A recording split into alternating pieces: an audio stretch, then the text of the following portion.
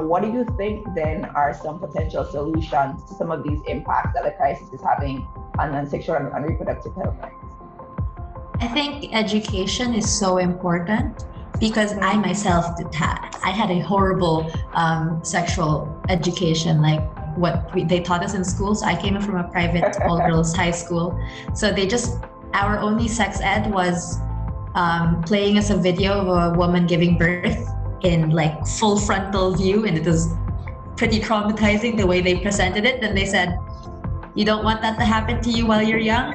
Abstain. And that is it. We had one day talking about that, and that's really it. And I feel like the way our system approaches the climate crisis is the same way. We learned about the climate crisis kind of like, oh, it's a scientific fact. This is what happens.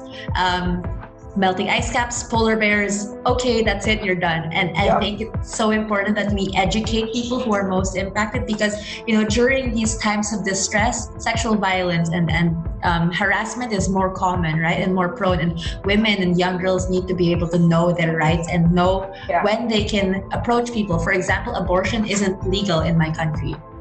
So when there are girls who have been sexually harassed, maybe during times of distress and typhoons and evacuation centers, they don't have that option if they want it.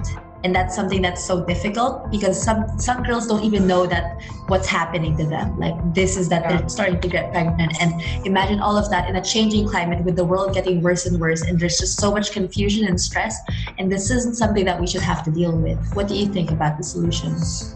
Yeah, I totally echo everything that you said just now. And just to pick up on one of the things that you said, one of the things that we've been trying to, reiterate in the space is that how you frame the climate problem is going to be what, impacts behavior and creates that space for change. As you rightly said, if it's all about greenhouse gases and, melting polar caps and, all of these things, then persons tend to become very reserved because, they see that something technical for the government and academic institutions and scholars to, address.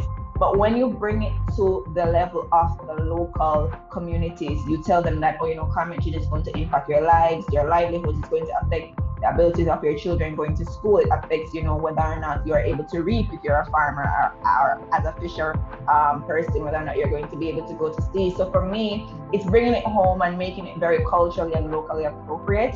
And that is one of the things that is going to be very important, in creating that space for change, in creating that space for ongoing conversations.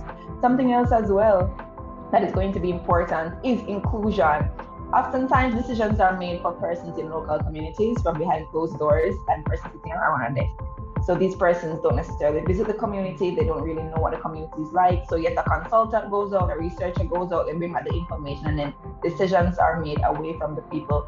I think if we are going to, create again that space of persons to have a voice, to have a say, and to make sure that we think locally, act globally, then we have to create again that space of persons to have their voices heard.